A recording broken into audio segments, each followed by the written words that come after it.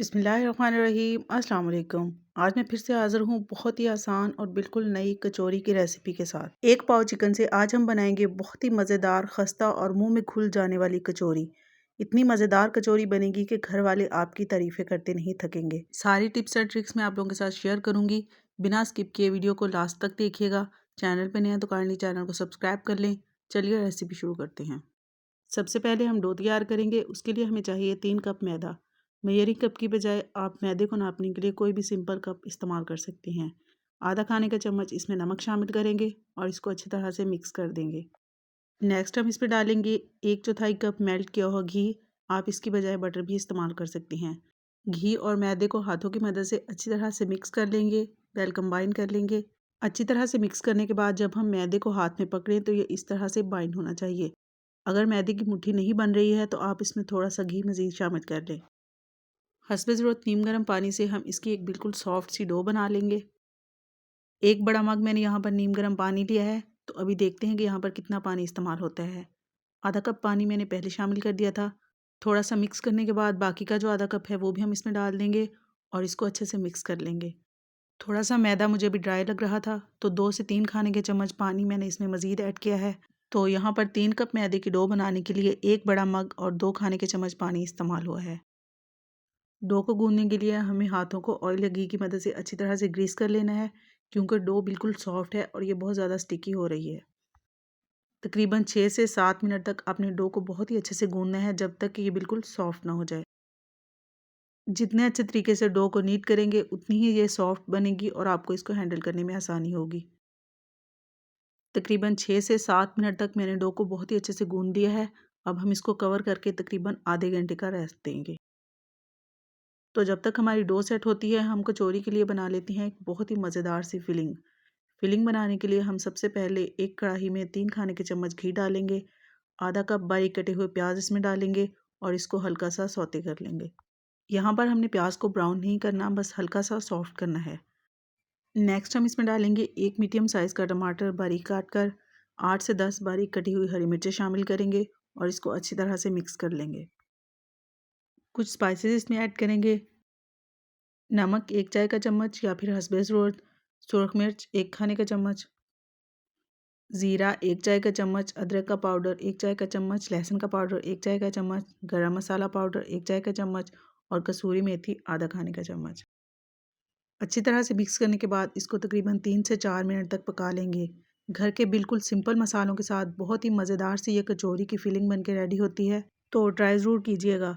Next जो चीज़ इसमें जाएगी वो है फ्रेश मलाई। 2 खाने के चम्मच मलाई मैंने यहाँ पर इस्तेमाल की है। इसकी बजाय अगर आप फ्रेश क्रीम इसमें डालना चाहें तो वो भी डाल सकते हैं। 2 से 3 मिनट पकाने के बाद हम इसमें चिकन शामिल करेंगे। 1 पाव चिकन को बॉईल करके मैंने इसके रेशे बना लिए हैं।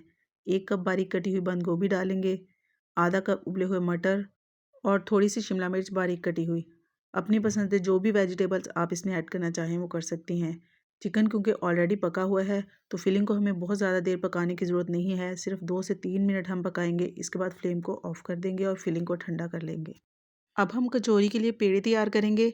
इन सारे स्टेप्स को आपने बहुत ही ध्यान से देखना है और वीडियो को स्किप बिल्कुल भी नहीं करना। सबसे पहले हम यहाँ पर एक बोल में ले लेंगे 4 खाने के चम्मच कॉर्नफ्लोर और 1 चाय का चम्मच इसमें बेकिंग पाउडर शामिल करेंगे। 4 खाने के चम्मच इसमें घी शामिल करेंगे और इसको अच्छी तरह से मिक्स कर लेंगे। अच्छा, आपने कॉर्नफ्लोर की जगह पर मैदा बिल्कुल भी इस्तेमाल नहीं करना है, उससे कचौरी की लेयर्स जो हैं वो बिल्कुल भी अच्छी नहीं बनेंगी।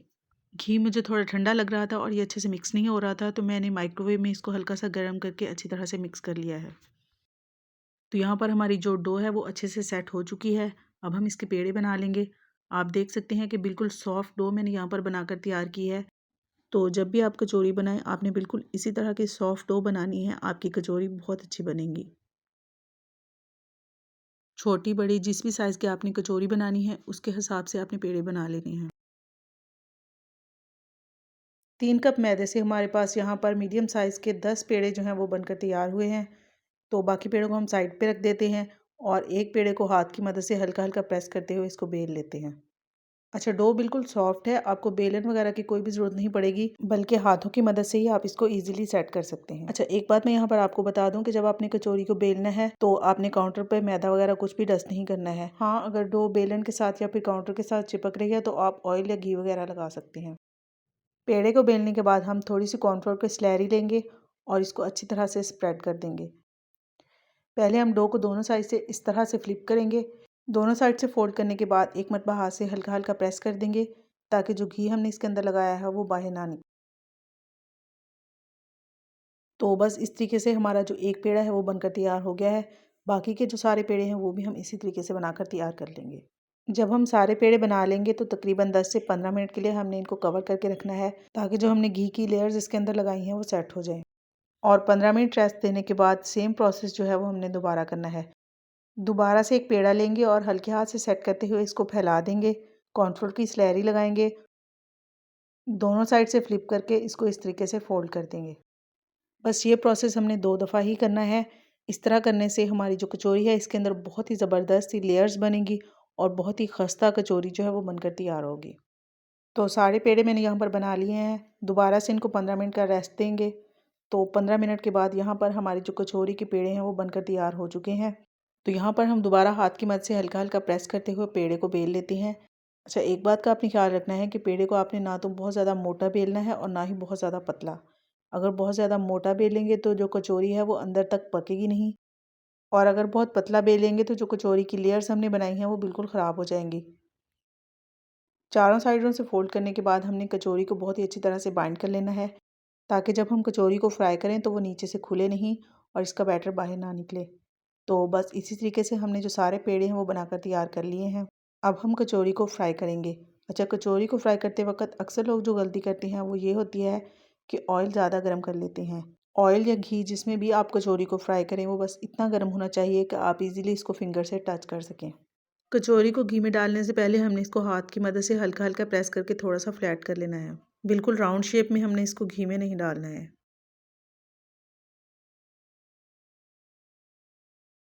जितनी स्पेस है उसके हिसाब से मैंने यहाँ पर 4 कचौरियाँ जो हैं वो घी के अंदर डाल दी हैं। अच्छा, आपको नज़र आ रहा होगा कि बिल्कुल हल्के हल्के बहुत ही छोटे छोटे से बबल्स बन रहे हैं, तो मतलब हमने कचौरी को मीडियम टू लो फ्लेम पर फ्राई करना है। क्योंकि अगर फ्लेम को हाई कर देंगे तो जो हमारी डो है वो ऊपर से पक जाएगी जबकि अंदर से वो बिल्कुल कच्ची होगी, जिसकी वजह से कचौरी की लेयर्स क्रिस्पी नहीं बनेंगी।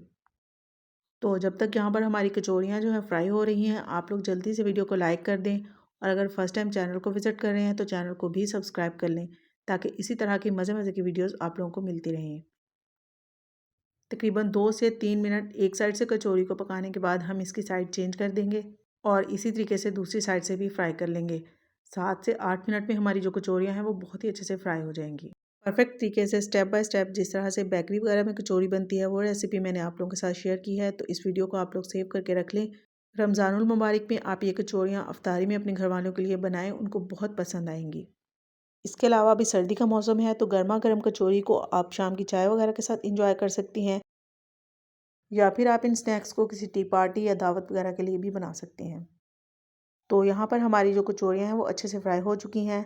अभी हम इनको डिश आउट कर लेते हैं और बाकी की जो कचौरियाँ हैं उनको भी इसी तरीके से फ्राई कर लेते हैं।